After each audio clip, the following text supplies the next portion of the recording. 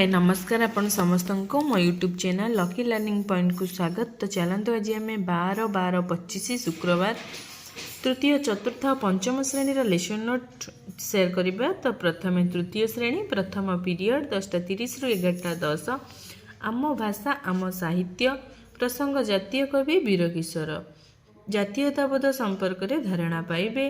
OD303 है yellow code विभिन्न उदाहरण और वीडियो माध्यम जातीयताबोध संपर्क में धारणा देवी। चित्र वीडियो है TLM मान निर्धारण प्रश्न रही आम देशर उन्नति आम की काम करवा।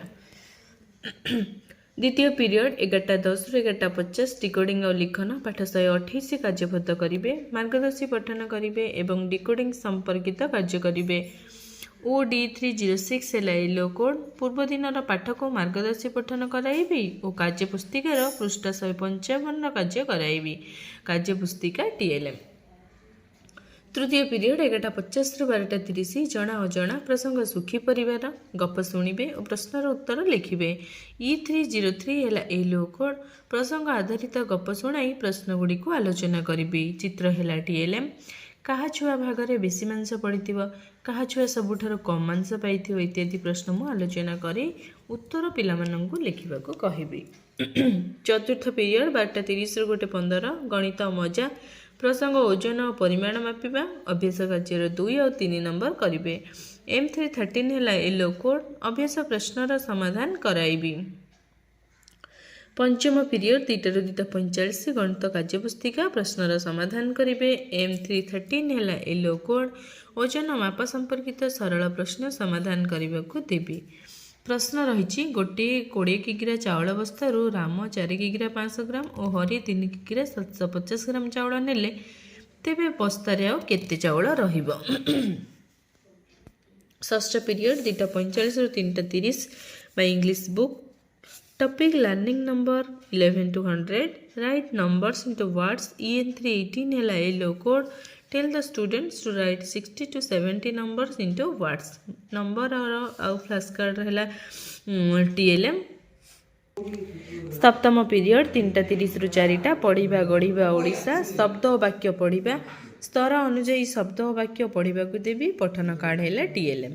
तो ये तृतीय श्रेणी। एवं देखा चतुर्थ और पंचम श्रेणी।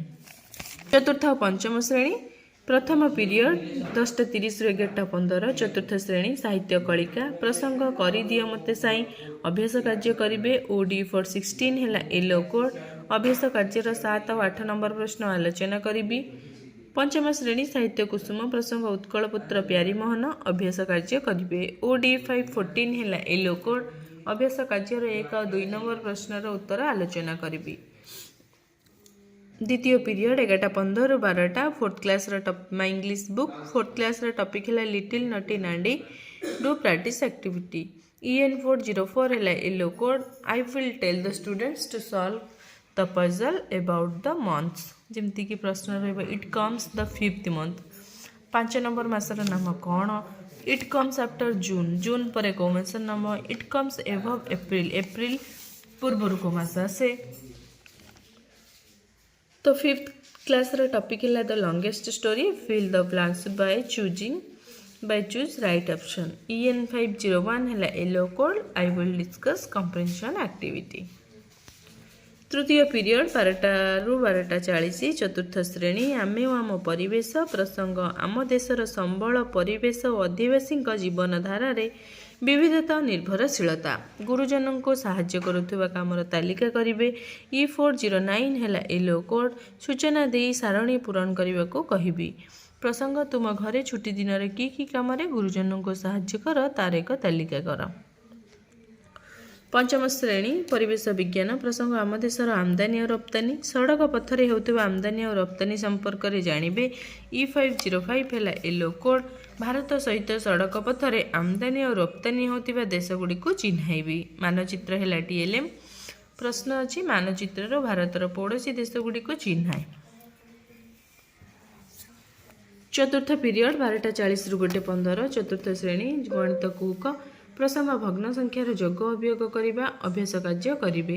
M406 है येलो कोड अभ्यास प्रश्नर 4 और 5 नंबर कार्य कराइबी। पंचम श्रेणी गणित धारा प्रसंग भग्न संख्यार जोग अभियोग अभ्यास कार्य करेंगे 5, 6, 7 नंबर। M506 है येलो कोड अभ्यास प्रश्नर समाधान कराइबी।